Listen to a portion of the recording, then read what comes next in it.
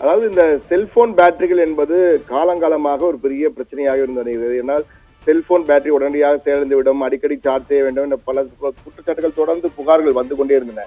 அதற்கெல்லாம் தீர்வு காணும் வகையிலே தற்போது அதி அற்புதமான பேட்டரியை கண்டுபிடித்திருக்கிறார்கள். BV60 என்ற வகை, BV100 என்ற ஒரு சிறிய வகை பேட்டரி. இது அணு ஆற்றலில் இயங்கக்கூடிய ஒரு பேட்டரி ஆகும். இந்த பேட்டரி ஒரு முறை முதலிலே சார்ஜ் செய்துவிட்டால் 50 ஆண்டுகளுக்கு, குறைந்தபட்சம் 50 ஆண்டுகளுக்கு பேட்டரி மீண்டும் சார்ஜ் செய்ய வேண்டிய அவசியமே இல்லை. ஏன்னால் 50+ இயர்ஸ் லைஃப் இருக்கக்கூடிய ஒரு பேட்டரியாக இருக்கிறது. இந்த பேட்டரிகள் ஐசோடோப்புகள் மூலமாக உருவாக்கப்படுகிறது. அதாவது நிக்கல் என்ற தனிமம் இருக்கிறது. தனிமத்துடைய ஐசோடோப் தான் நிக்கல் 60 Ni63 என்று அழைப்பார்கள். நிக்கல் 63 ஐசோடோப் என்று பெயர். இந்த ஐசோடோப் மூலமாக உருவாக்கப்படுவதுதான் இந்த BV100 பேட்டரி. லித்தியம் பேட்டரிகள் தான் இதுவரை நாம் பயன்படுத்தி வந்தோம். ஆனால் இப்போது உருவாக்கப்படுகின்ற இந்த Ni63 என்பது ஒரு அணு ஆற்றல் கொண்ட பேட்டரி, கதிரியக்க தொடர்பான ஒரு பேட்டரி. இது அணு கதிர்வீச்செல்லாம் வந்துவிடும் என்று பயப்பட வேண்டிய அவசியம் இல்லை. பாதுகாப்பு சோதனைக்கு பிறகுதான் இது அனுமதிக்கப்படுகிறது.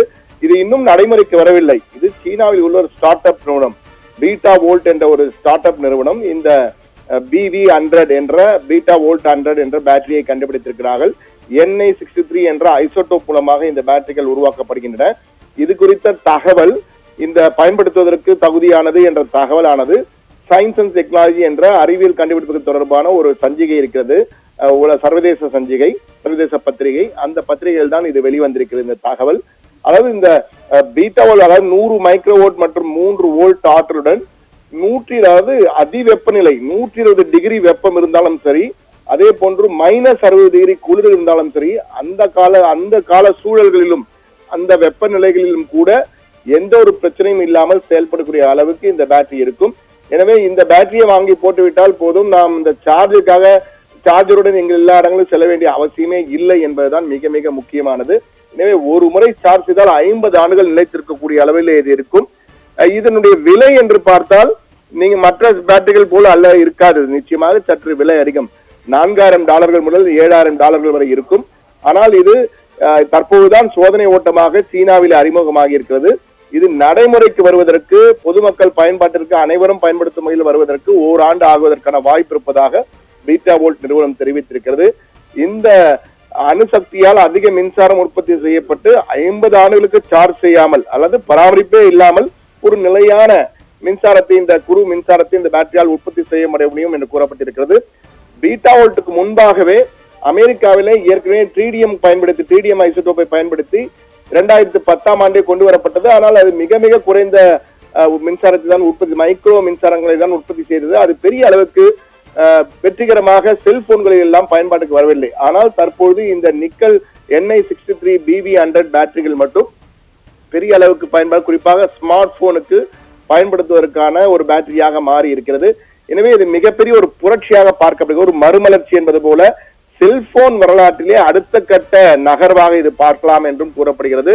இது ஏற்கனவே கூறியது போல இந்த 2010ஆம் ஆண்டு ட்ரீடியம் ஐசோடோப்புகளை பயன்படுத்தி அமெரிக்கன் சிட்டி லேப்ஸ் என்ற நிறுவனம் தான் அதை கொண்டு வந்தார்கள். ஆனால் தற்போது பீட்டா வோல்ட் நிறுவனம், சீனாவை சேர்ந்த ஸ்டார்ட் அப் நிறுவனம் இதை அறிமுகப்படுத்தியிருக்கிறது. இது அடுத்த ஆண்டு இறுதியில் இந்தியா போன்ற நாடுகளுக்கு எல்லாம் கிடைப்பதற்கான வாய்ப்பு இருக்கிறது. இதை ஒரு பெரிய மாற்றத்தை உருவாக்கும். என்றால் இந்த பீட்டா வோல்ட் பேட்டரிகள் பயன்படுத்துவதன் மூலமாக இந்த செல்போன் சார்ஜர்களுக்காக அலைய வேண்டிய அவசியம் எல்லாம் இல்லாமல் போகக்கூடிய ஒரு சூழல் உருவாகும். இந்த லித்தியம் பேட்டரிகள் முடிந்து இனி அணுசக்தி பேட்டரிகளாக பயன்படுத்தக்கூடிய வாய்ப்பு இருக்கிறது.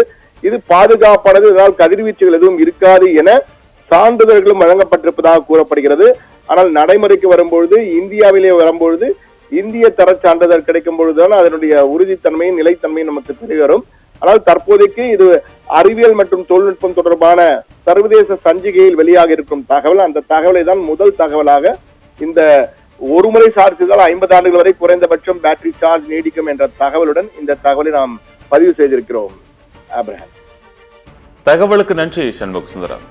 தற்போது புது புரட்சியாக ஒரு முறை சார்ஜ் செய்தால் 50 ஆண்டுகள் வரை சார்ஜ் செய்ய வேண்டாம் என்கிற விதமாக பேட்டரியானது உருவாக்கப்பட்டிருப்பதாக தகவலானது வெளியாகி இருக்கிறது. இது குறித்த முக்கிய தகவலை எமது செய்தி தலைமை சண்முக சுந்தரம் வழங்கிட கேட்டு விரிவான தகவலை பின்வரக்கூடிய செய்திகள் தொகுப்பில் பார்க்கலாம்.